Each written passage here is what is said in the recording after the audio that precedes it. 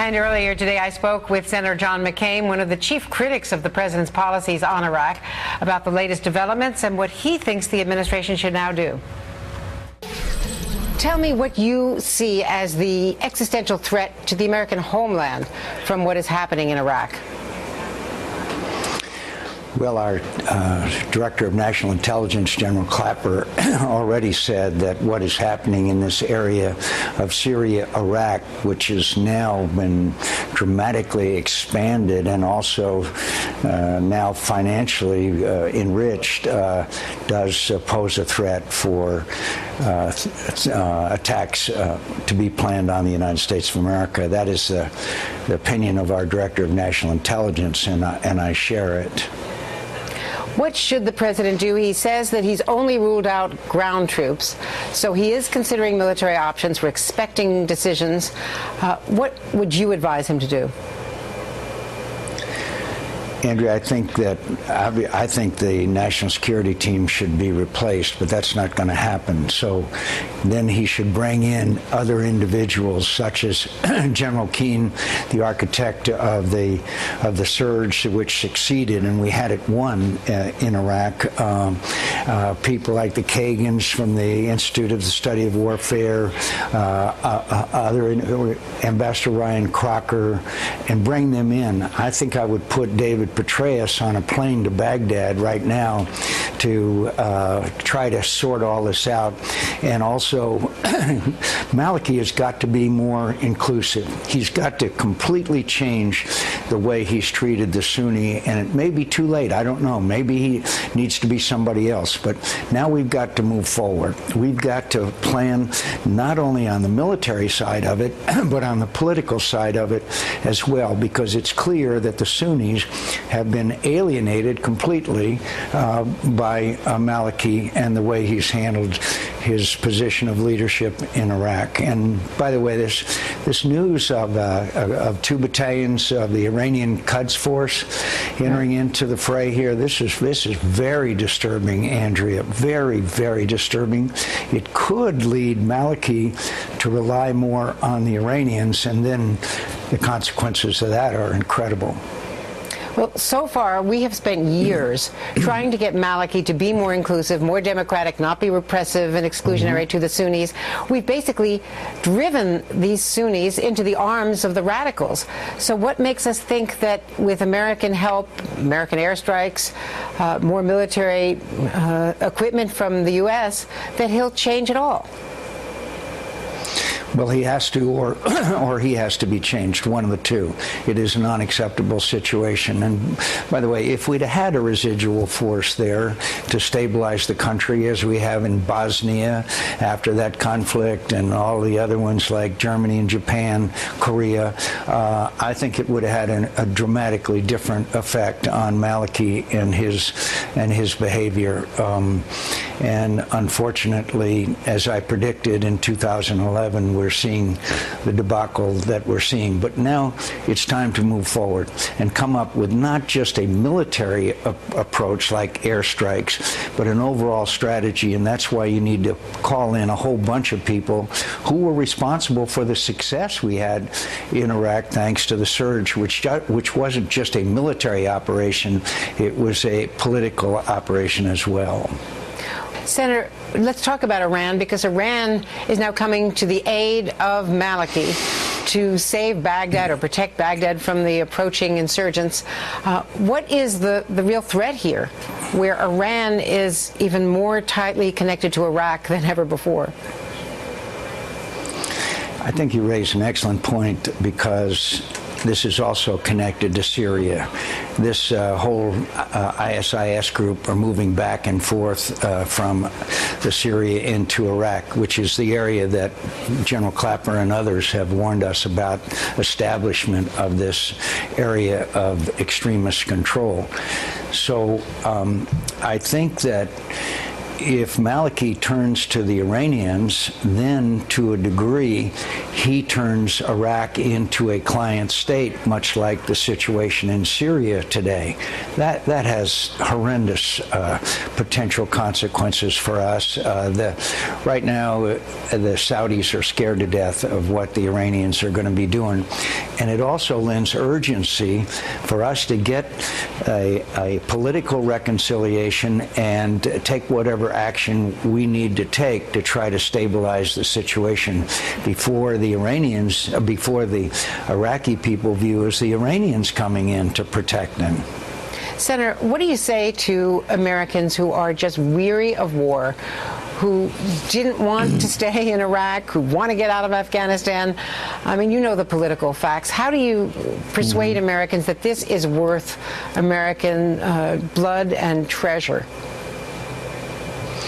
Well, first of all, I would assure them that that residual force left behind in Iraq was not in danger of any casualties of any significance, because we had the conflict won for all intents and purposes. I would have argued the reason why we left forces behind in Bosnia after that conflict was as a stabilizing force, not as a continued combat force. And I also would have warned the American people, as I stated numerous times in 2011, when we completely pulled out, that the consequences of a complete withdrawal would be what we are seeing today.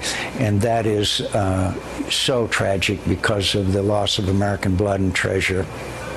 And now, given the state of the facts on the ground right now, how do you persuade Americans that there is any military option that they ought to embrace to try to bail Maliki out and restore a country that is coming apart at the seams? First of all, I think you have to explain to the American people what kind of a threat that a ISIS takeover of Iraq would pose to the United States of America. Can you imagine a caliphate or a center of violent Muslim extremism dedicated to attacking the United States? The consequences of that. That has to be explained to the American people. I would also explain to the American people that I do not envision a scenario where ground combat troops are on the ground. And I would also try to explain to the American people that the consequences to the people of Iraq, we're already hearing stories of mass executions in Mosul where they took over. And finally, I might talk economically. They're the second largest oil exporter, as you know, in the whole region, and the price of oil is already reflecting the problems there, Libya and other places, but especially there. I would explain to the American people that it is in our national interest to see a stable Iraq, but I would not commit you putting American boots on the ground in order to achieve that, in deference to that weariness that you so accurately describe. And finally, what about the fact that we helped train these troops, yet the forces in Mosul, they took off their uniforms, they abandoned the weapons that we had supplied them against a much smaller force of insurgents? There basically was no command and control and no loyalty to the central government. You know, what was going on there? Well, Maliki never even appointed a minister of defense. He ran it all from his office there in Baghdad. He replaced good generals with bad ones. He kept bad generals. He starved the troops for a lot of the things that they needed, and he alienated the Sunni components of the military and even the Shia components of the military to the point where they no longer felt the kind of loyalty to Maliki and the government in Baghdad that was necessary for soldiers to fight. And this is a consequence of terrible mismanagement of the government and corruption by Maliki, and we obviously are paying a very heavy price for that. Senator John McCain today. Ken Pollack of the Saban Center at Brookings is recently returned from Baghdad. He was there in the spring and met with U.S. and Iraqi officials, including Maliki. He also served as CIA military analyst and at the National Security Council under President Clinton. Thank you very much, Ken. Great to be here. Thanks. You've met with Maliki. You have a pretty good sense of where he is. Is he going to change? Is he going to do the things now that he has resisted for all of these years in terms of his Sunni rivals? Yeah, I'm pretty pessimistic about it. When I saw him last, it was in the lead up to the election. He was looking forward to a big electoral victory, and he didn't seem to be willing to use that big electoral victory to reach out to his opponents. He seemed mostly to kind of want to do things his way, and it was a very ominous sign to me. And I think that everyone's right to ask this question of, can Maliki change? Because he is clearly a big part of the problem, the biggest part of the problem, and the solution has to be a change in what's happened so far. And what do we do now that Maliki has Iranian support on the ground? Is this now going to be a tug of war between the U.S. and Iran over who has more influence on Baghdad's government? Well, for the moment, we got to recognize that our interests, in a very narrow sense, are aligned with Iraq's interests. But I think that you're right. We got to think longer term. With Iran's interests. With Iran's interests. We got to think longer term. And the simple fact is that if we do nothing and Iraq does descend deeper and deeper into civil war, the Shia are going to wind up siding with Iran because there's no one else there. It's why the United States does need to take a more active role in this. But we can't just be another ally of the Shia the way that the Iranians are, because that's going to simply put us on the wrong side of the Sunnis and the entire Sunni Arab world. We've got the Saudis, who are very, very concerned, and others, as you just mentioned, in the Arab world. Is this all going back to not only the way we left Iraq, but the way we didn't engage in Syria?